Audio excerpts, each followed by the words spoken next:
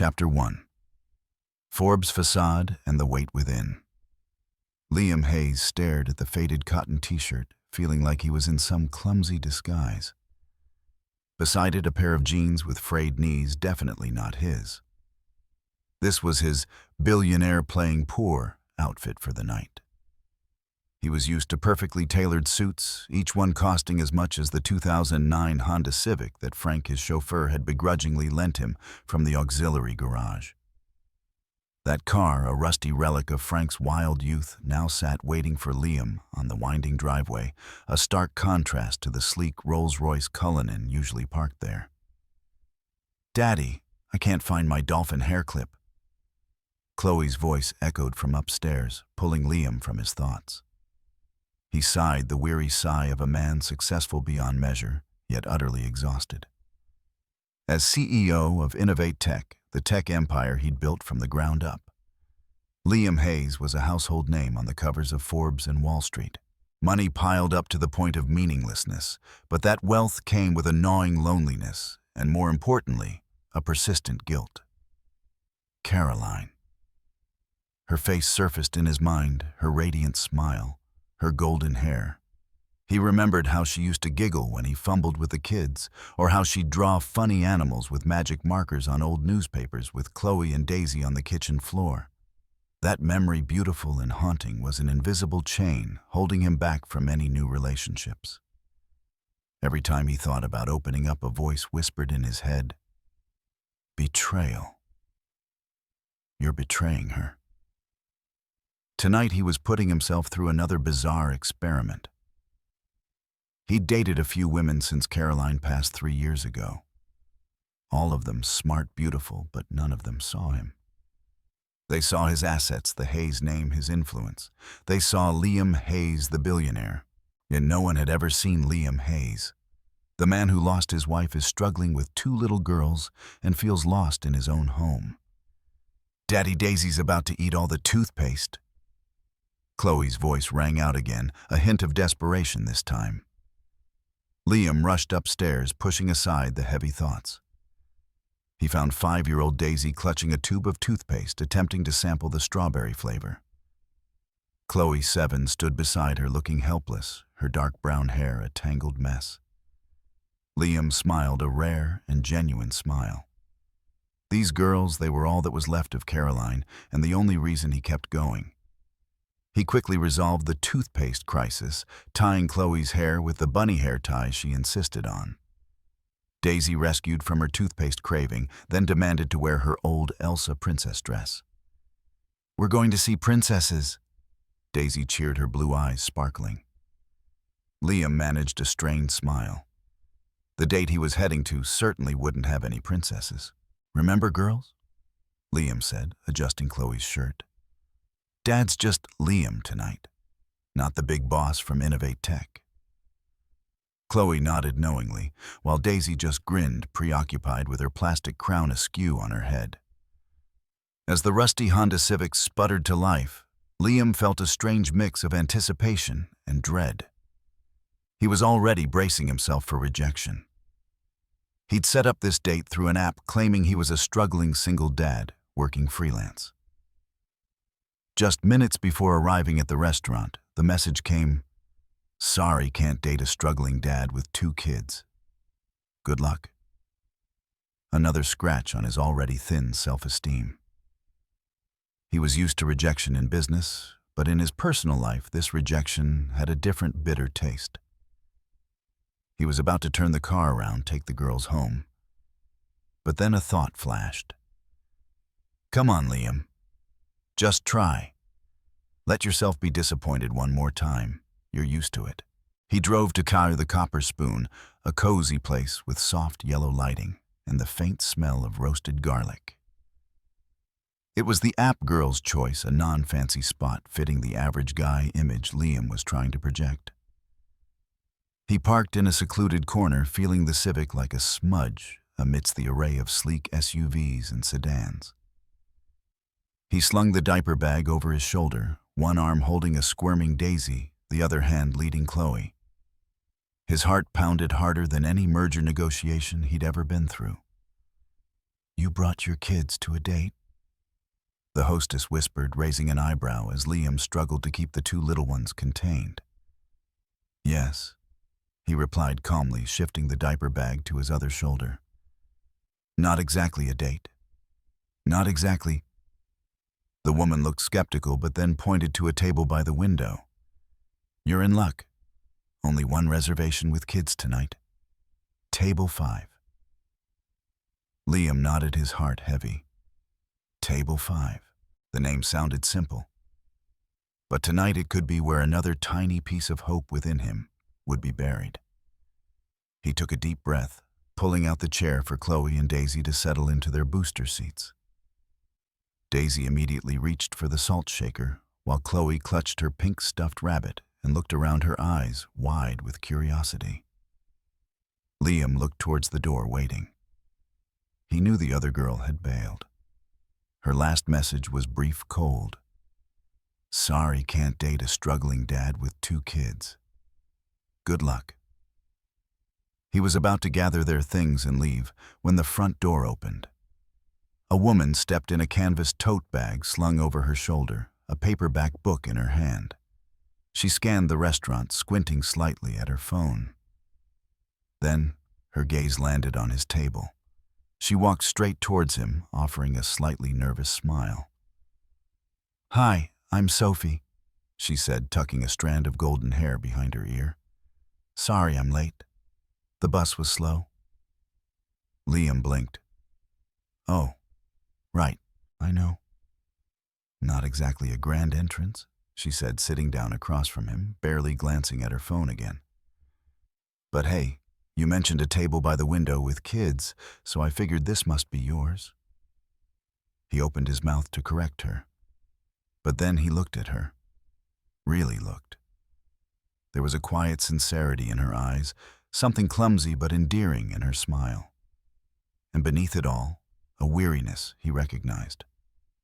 It was like his own weariness, not the exhaustion of high-pressure work, but the weariness of life, of silent burdens.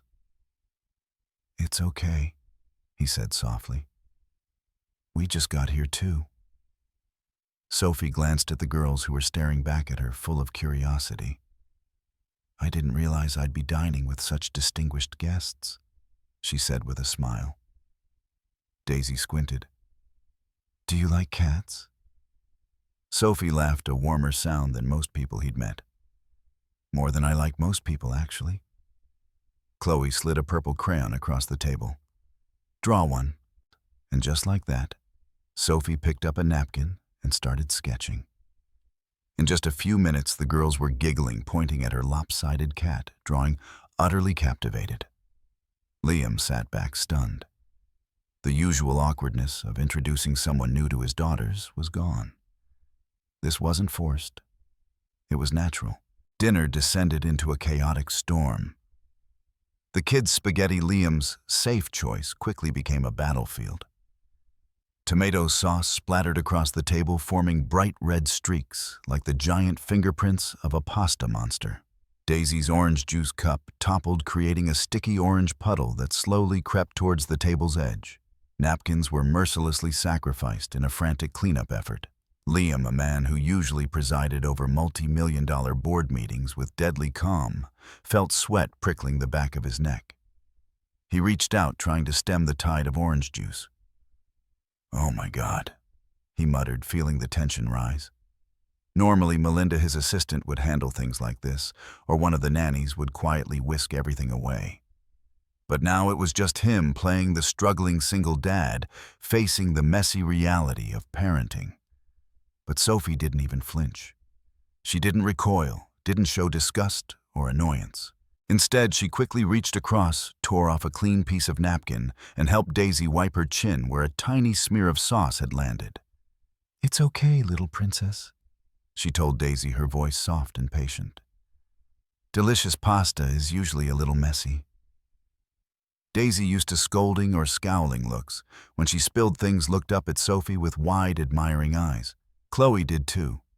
She looked at Sophie as if she were a superhero. Then Sophie started a story. You know, she said, her eyes twinkling mischievously, One time Sophie slipped and fell face first into a birthday cake at the library. Chloe and Daisy's eyes widened in amazement. Then they burst into giggles. "Really?" Chloe asked, trying to imagine the scene. "Really," Sophie confirmed. "My face was covered in frosting and crumbs, and everyone in the library looked at me like I was a cake monster." Both girls erupted in laughter, their clear, innocent sounds filling the space. Liam's awkwardness melted away. He felt something warm, unfamiliar, stirred deep in his chest. It had been years since Caroline left that anything had felt this natural. Every date had been an arrangement, a play with probing questions and forced smiles. But with Sophie, everything was authentic, unforced. Sophie didn't ask about Liam's job. She didn't mention money or success or anything related to his reputation. She asked Chloe what her favorite animal was, a whale, Chloe proudly declared. She patiently listened to Daisy's long, rambling, dreamy story about a magic rock she found on the playground. And when she caught Liam looking at her, she smiled. Not coyly, not flirtatiously, just a genuine warm smile. Mid-meal, a server arrived and placed the bill on the table. "Take your time," he said politely. "Dessert will be right out." Liam stared at the leather billfold. His hand went to his back pocket, then froze. This wasn't his car. These weren't his jeans. He wasn't even sure if he had his wallet in his pocket. For a moment, panic flared in his chest.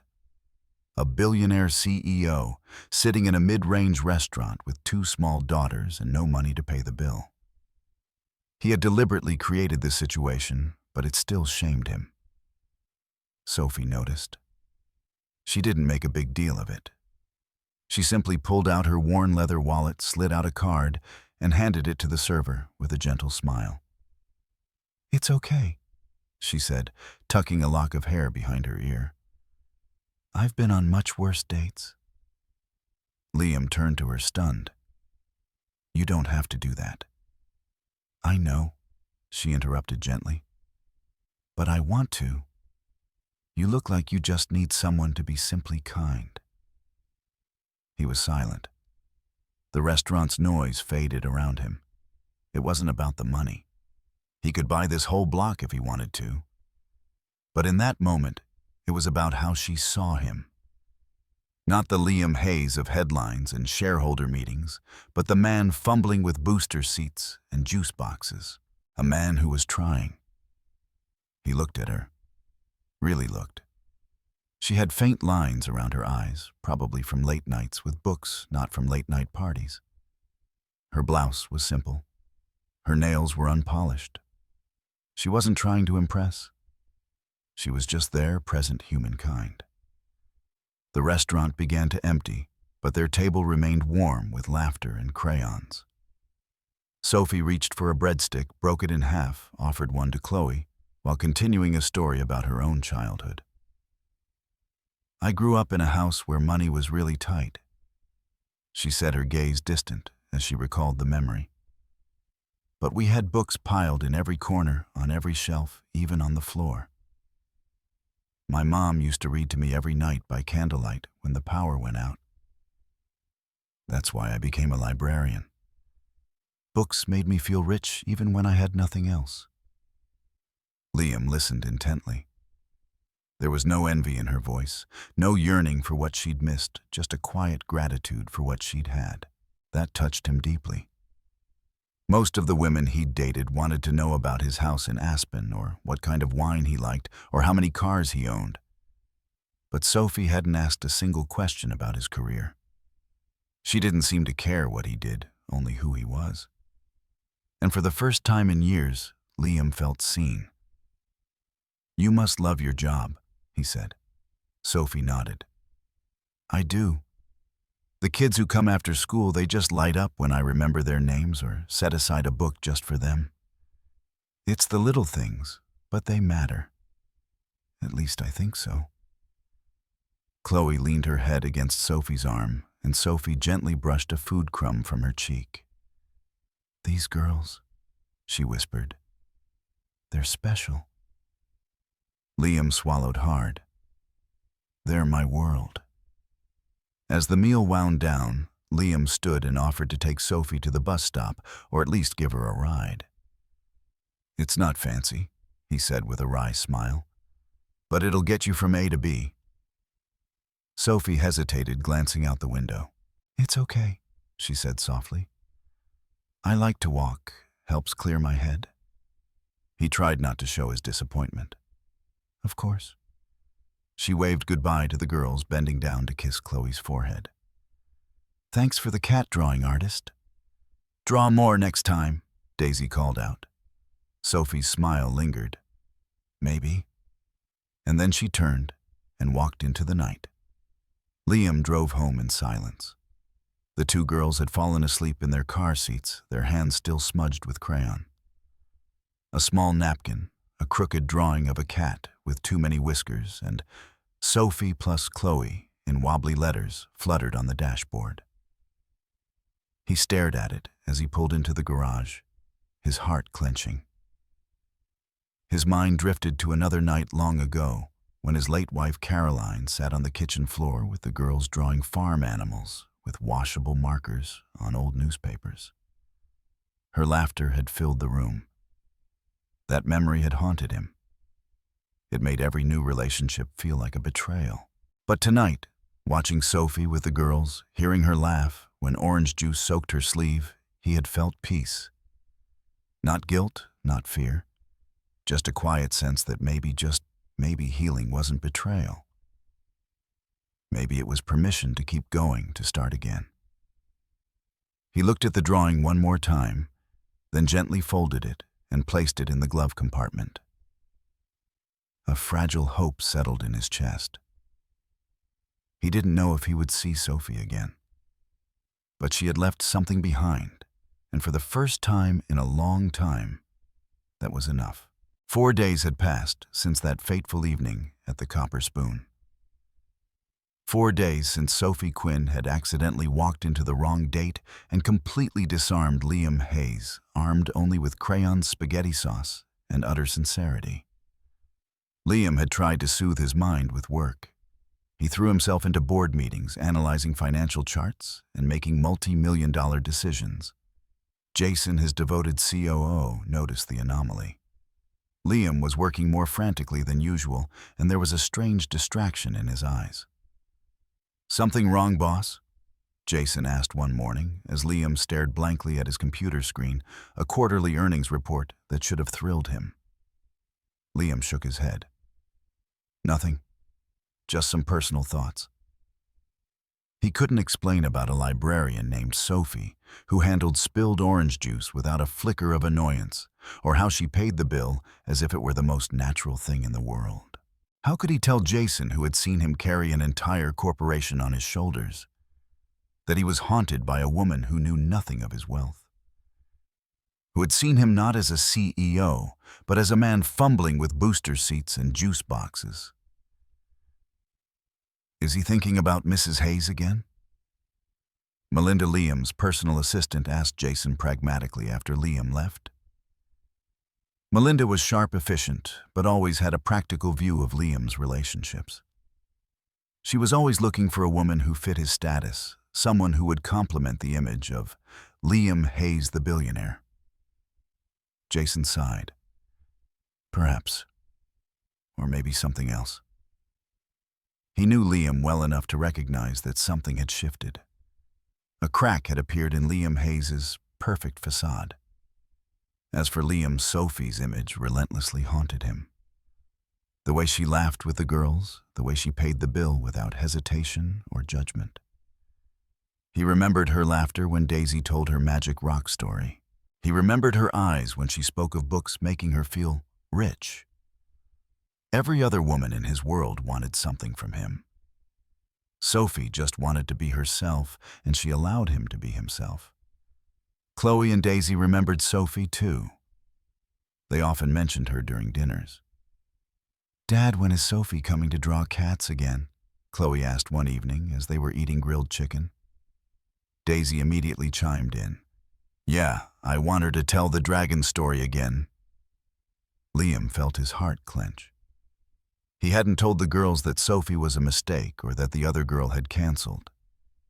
He let them believe that Sophie was his date, and that made him feel a little guilty. But at the same time, he felt a warm spark spread through his chest. His daughter's natural acceptance of Sophie was something he hadn't seen from any other adult since Caroline's passing. Saturday morning, Liam couldn't take it anymore. He couldn't keep pretending that Sophie was just a fleeting memory. She was ingrained in his mind, in his daughter's lives. He had to do something. He had to find her. He put on his most casual clothes, not the poor dad costume, but a simple polo shirt and chinos. He bundled the girls into his SUV, not Frank's old Civic, but his luxurious SUV. He told Jason he was going out for a bit and didn't want to be disturbed. "Where are we going, Dad?" Chloe asked, her voice full of curiosity. "We're going to the library," Liam said, trying to keep his voice calm. "I think we should borrow some books."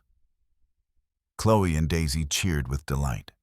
They loved the library, and Liam knew deep down he wasn't just going there for books. He had only one flimsy clue, a fleeting comment Sophie had made during dinner. "I work at the library near Pine Street, the one with the red door." The red doors were easy to spot. Nestled between a row of small shops and cozy cafes, the Pine Street Community Library presented a simple, friendly exterior. As Liam led Chloe and Daisy inside, the smell of old paper and polished wood enveloped them like a familiar warm blanket. Inside, the atmosphere was quiet and serene, completely different from the clamor of the outside world Liam usually faced. Children sat cross-legged in a corner, gathered around a woman in a soft cardigan, a well-worn picture book resting in her lap. And then the bear said, "Who took my hat?" Sophie's voice rang out dramatically, making the children giggle. Liam started. It was her. "Dad, it's her," Chloe whispered, her eyes lighting up. Daisy clapped her hands. "She's here." Before Liam could stop them, the two girls darted forward, pushing past the other children to get closer to Sophie. She stopped reading mid-sentence, startled, then slowly lifted her head.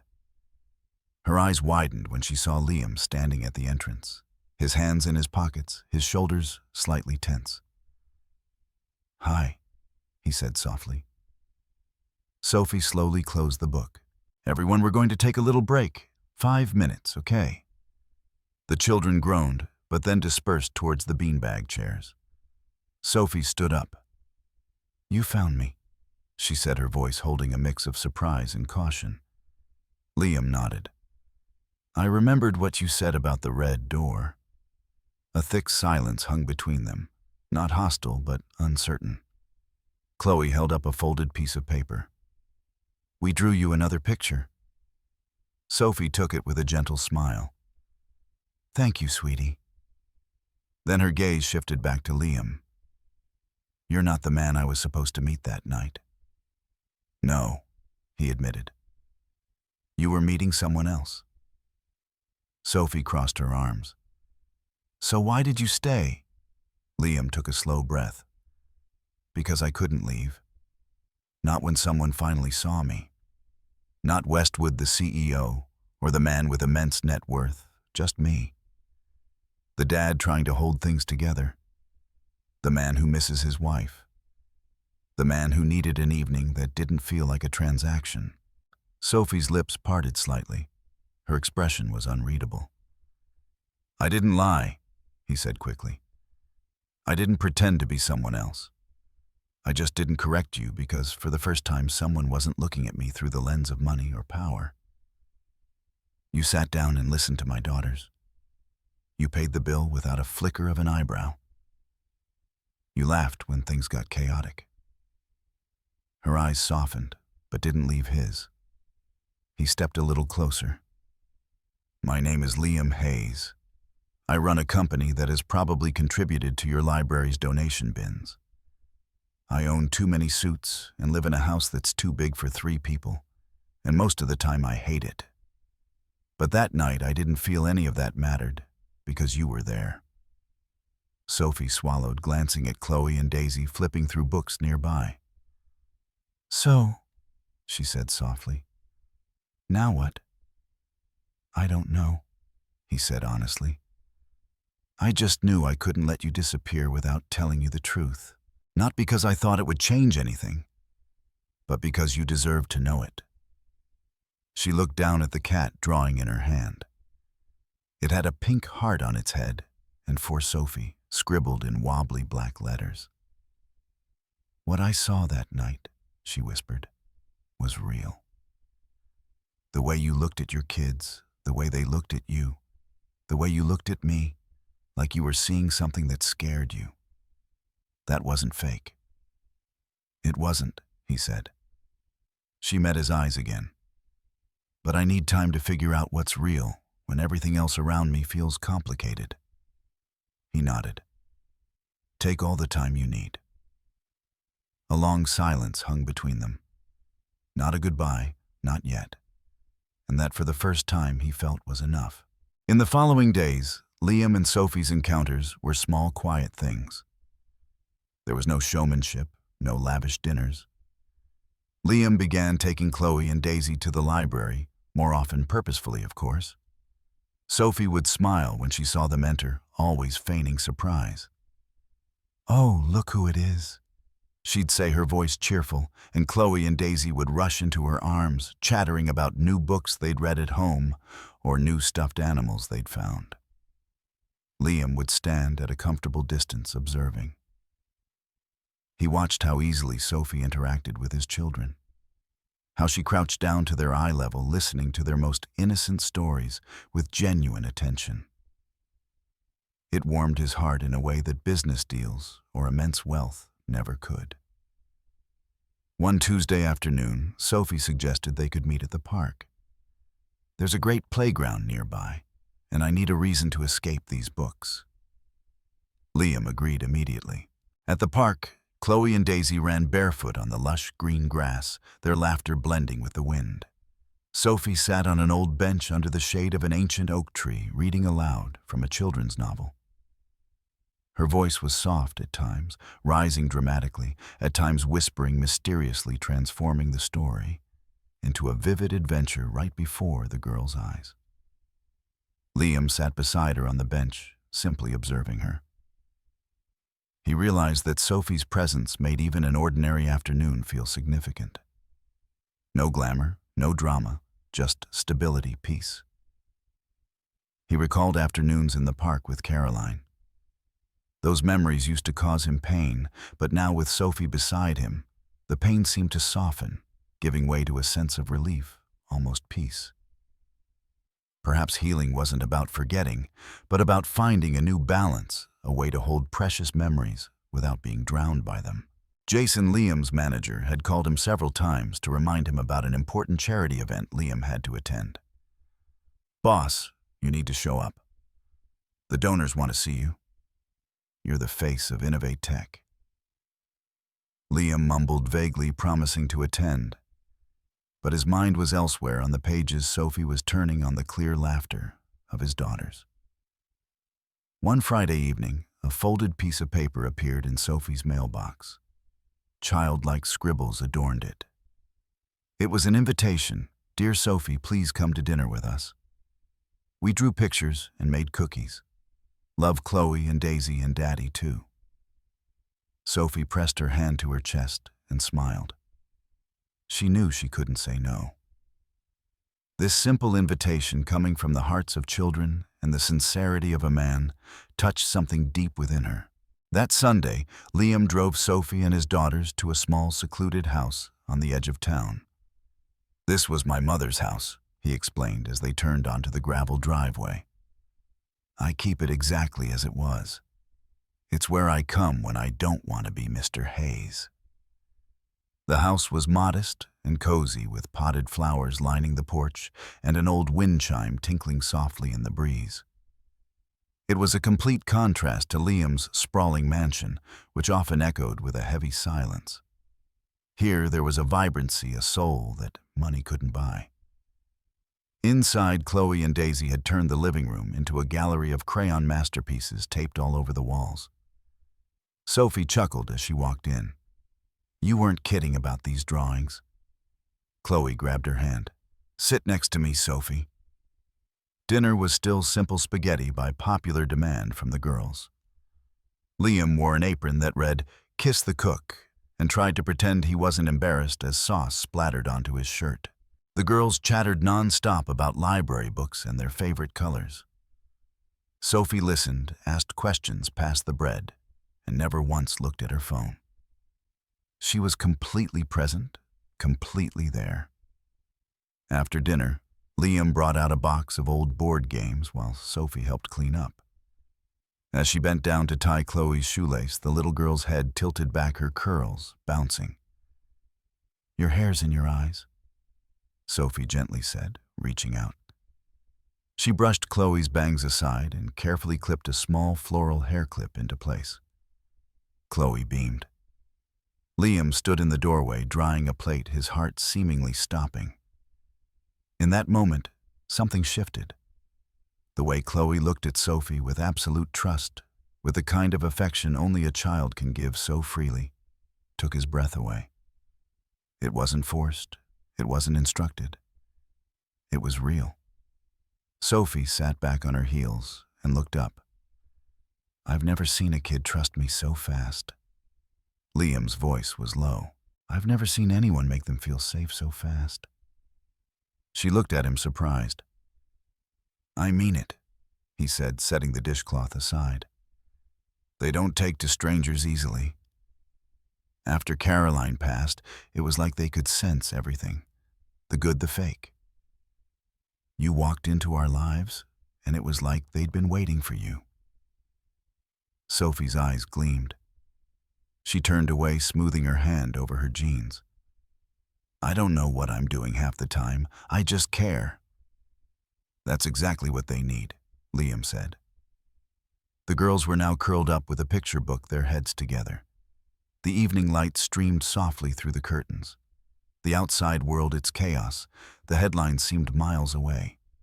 Sophie turned back to Liam. You're different here. I'm myself, he said.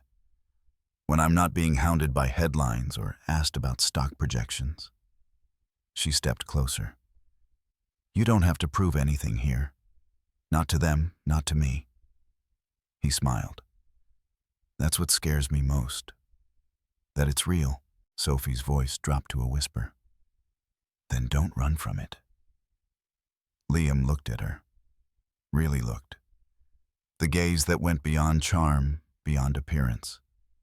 It lingered not on romance, but on gratitude, on wonder. Because somehow, without trying, she had become a part of their small world. And for the first time in years, that world no longer felt broken. The peace that Liam, Sophie, and the girls found in the small house on the edge of town was a precious treasure, a fragile bubble of happiness amidst Liam's tumultuous world. But like all bubbles, it couldn't last forever.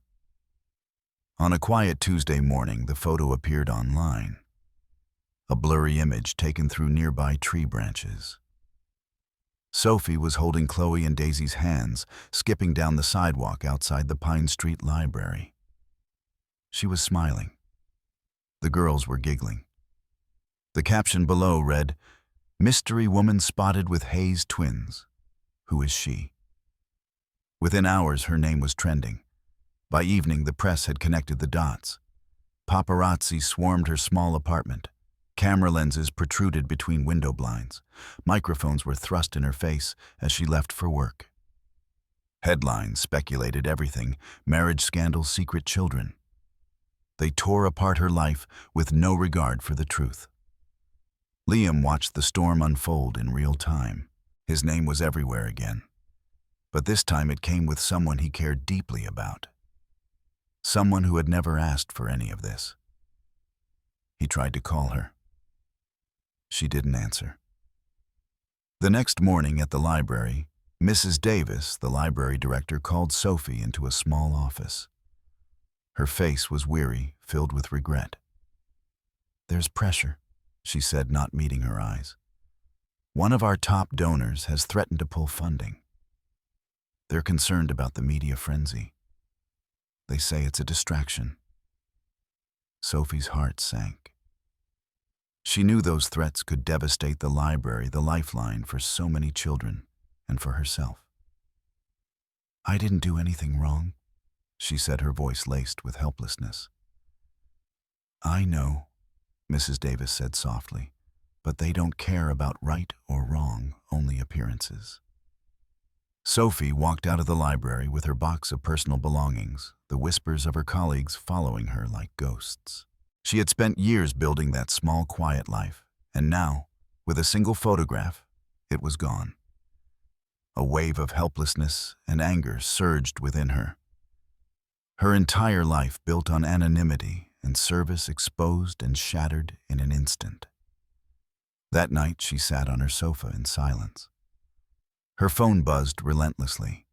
Dozens of messages from unknown numbers, news reporters, curious onlookers, opinionated commentators. Only one message she read over and over. "Sophie, please talk to me. I didn't know this would happen. Liam." But she didn't reply. The fear had crossed a line. She couldn't let Liam's world destroy anything more of hers, or worse, drag the children into this mess. The next morning, the chaos arrived at her doorstep. Dozens of reporters lined the sidewalk in front of her building. Neighbors peered from their windows. A woman down the hall yelled, "Is it true? Are you marrying him?" Then a new sound cut through the shouts. A car door slammed. Footsteps. An unmistakable hush fell over the crowd as something or someone unexpected appeared. Liam Hayes stood at the foot of the stoop, his impeccably tailored jacket unbuttoned, his hair slightly windblown. Cameras flashed wildly. He ignored them all and looked directly at Sophie's door. From the window above, she watched him. Her hands trembled as she clutched the edge of the curtain. He took another step closer, raising his voice just enough to cut through the noise. "I can't change the world, Sophie," he called out. "But I can stand between you and it. I can take the cameras, the questions, the noise. Just say the word." His voice was hoarse. "Let me stand with you." She stood frozen at the door, her heart pounding painfully. Tears welled in her eyes. Her fingers brushed the doorknob, but she didn't turn it. Instead, her voice emerged small but clear through the door. "You have to protect your daughters. Don't let them get caught in this mess." "Boss, they're already in it," he countered. "Because they ask about you every night this week, because they miss you, and so do I." She swallowed a sob. "I didn't ask for this." "I know, but neither did we. And yet, somehow this became the most real thing I've had in years." A long silence stretched between them. Cameras flashed. The wind blew. "I'm sorry," she whispered through the door, "but I need you to go." He stood there for another moment, slowly nodding. Then he turned, walking through the crowd, each step heavy, resolute. Sophie slid to the floor, her back against the wooden door, her box of library belongings beside her. She closed her eyes, and for the first time in years, she wished the world would stop turning. Sophie didn't move the drawing. It was still taped to her apartment door, its wobbly lines, uneven hearts, and "We miss you, Sophie," scrawled in crayon. Chloe had drawn it in purple. Daisy's orange fingerprints were smudged in the corner.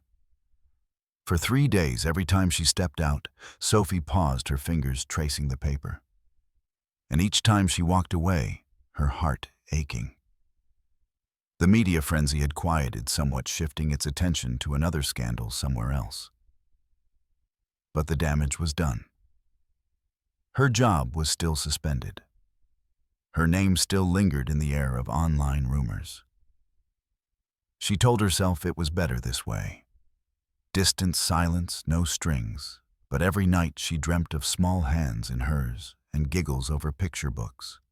She missed the messy dinners, the chaotic drawings, the warmth that had once filled the small house on the edge of town. She missed them. Missed Liam. At Liam's home, the silence was heavy and empty. The girls noticed it more than he expected. They didn't understand public scrutiny or donor withdrawals. All they knew was that Sophie was gone. On the third night, Daisy climbed into his lap just before bedtime, her eyes watery with confusion. "Is Sophie gone forever?" she asked, her voice tiny, almost a whisper. Liam brushed away a tear on her cheek. "No, sweetie. She just needs a little time." Daisy clutched his shirt. "Did we do something wrong?" Liam's chest tightened. "Never. She loves you very much." Daisy's voice trembled. "Then why won't she come back?" He had no answer. He was asking himself the same question. He had called Sophie dozens of times, sent countless messages, but there was no reply. Her silence was a burden. The next morning, he found both girls sitting at the kitchen table, surrounded by crayons. They were unusually quiet, deeply focused. When they finished, Chloe held up the paper. A new drawing. This time, 3 stick figures labeled "Us" with hearts floating around them. Above them it read, "We bring our hearts." Liam looked at it for a long time. Then he stood up. "We're going to see her," he said, his voice resolute. Chloe's eyes lit up. Daisy clapped her hands. They quickly changed clothes with no complaints, no questions. This time there were no cameras following them. Liam took a circuitous route, parking 2 blocks away, carrying his daughters in his arms to avoid the reporters who still lingered. When they reached Sophie's door, the old drawing was still there, fluttering gently in the breeze. He knocked. No answer. He knocked again, softer this time. Still nothing. He looked down at his daughters. "Are you ready?" Chloe nodded and reached up, taping their new drawing directly below the old one. Then the 2 girls stood side by side in front of the door. Arms outstretched, ready for a hug neither of them was sure they'd receive. Inside, Sophie sat on the floor, surrounded by books she was trying to reorganize just to keep her mind busy. Since her world had been turned upside down, books seemed to be the only refuge. She ran her fingers over the cover of an old novel, the smell of paper and ink evoking a sharp nostalgia for the simple life she'd lost. When she heard a knock at the door, she froze. Her heart hammered in her chest. She had learned to ignore knocks, phone rings, the shouts of reporters. Then she heard it. Small, giggling voices, the rustle of paper, and the unmistakable sound of love waiting at the threshold. A jolt ran down her spine. Not her mind, but her heart told her. No paparazzi, no shouting, just them.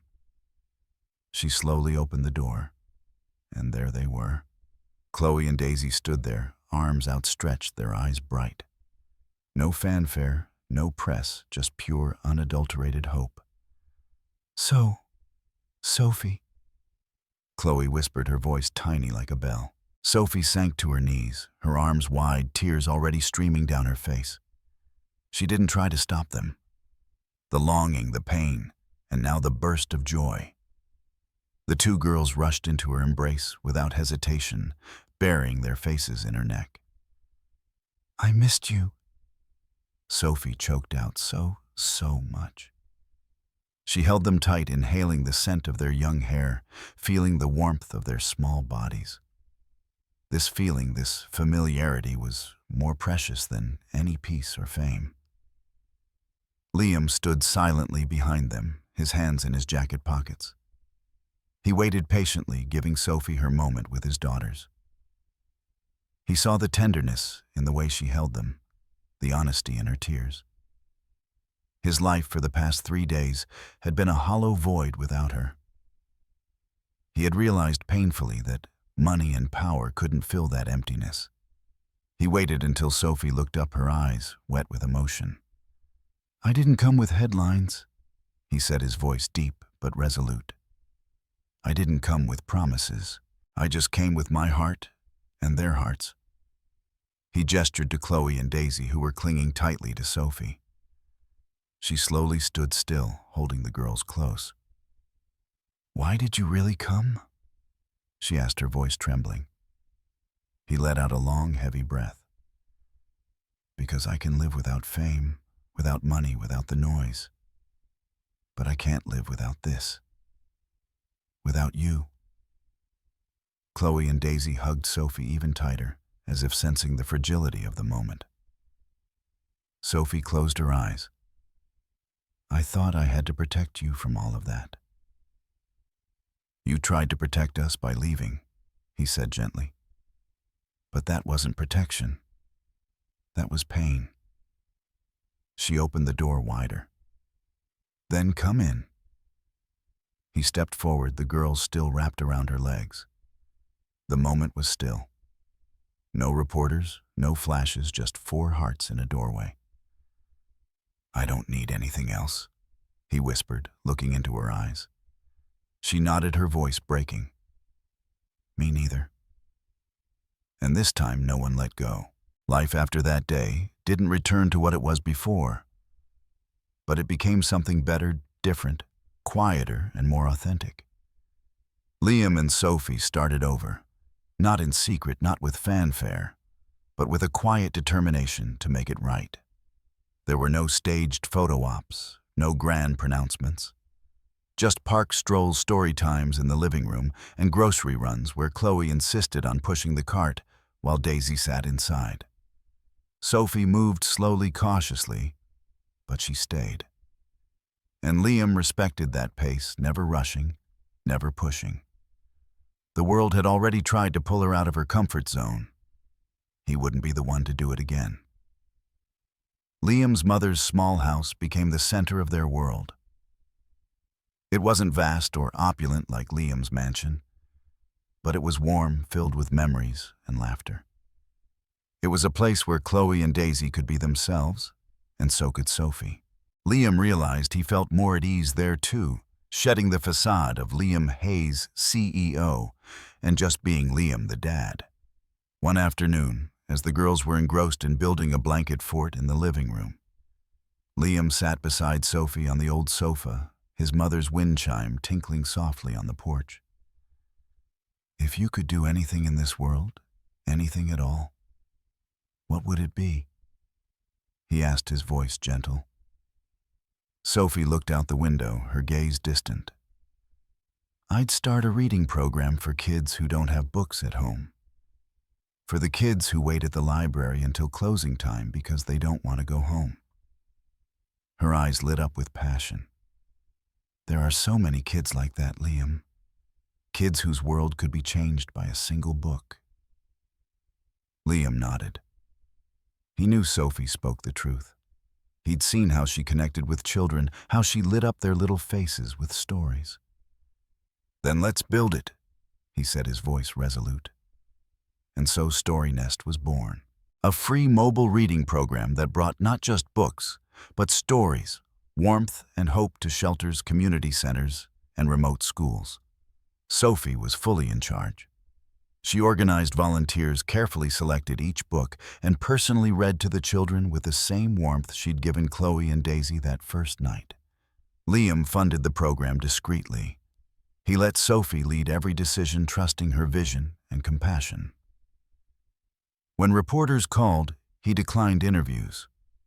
Instead, his team released press statements highlighting Story Nest and its impact. Gradually, the narrative began to shift. Headlines spoke less of the mystery librarian and more of the program itself. Sophie Quinn became known as the founder and heart of Story Nest, a symbol of kindness and positive change. At home, their rhythm of life became beautifully ordinary. Sophie started staying for dinner more often than overnight when Chloe and Daisy requested it. She read them bedtime stories, morphing her voice into each character as they clung to her arm, begging for just one more page. She taught them how to draw faces with emotions, how to write their own small picture books. Liam often watched from the hallway, his heart swelling with something deeper than happiness, something closer to home. One evening, after the story of the lost bear finding a new family in the forest, Chloe and Daisy yawned under their blankets. Sophie gently tucked them in, stroking their soft hair. The room was silent, save for the girl's steady breathing and the gentle glow of the dim nightlight. Sophie felt a profound sense of peace, a feeling of belonging she never thought she'd find. Daisy reached up, her eyes blinking slowly. "Sophie." "Yes, sweetie," Sophie whispered, leaning closer. Can I call you Mama Sophie?" The room instantly fell silent. Liam, who had just walked into the room, froze in the doorway, holding his breath. So did Sophie. Her eyes suddenly welled up. Daisy's words, innocent and genuine, had touched the deepest part of her heart, a place she had kept locked away for so long. She gently knelt by the bed, taking Daisy's tiny hand in hers. "If that's what you want, then yes, of course you can." Her voice trembled with emotion, but her eyes were full of love. Daisy nodded, burrowing into her. Chloe reached out too, seeking her warmth. Sophie gently kissed their foreheads, her tears falling silently. They were tears of release, of love, and of a new beginning. Liam walked into the room, then sat on the edge of the bed, taking Sophie's hand in his. He said nothing. He didn't need to. Their eyes met, conveying everything that couldn't be said. Gratitude, relief, and a silent promise of the future. The girls drifted to sleep, still holding Sophie's fingers.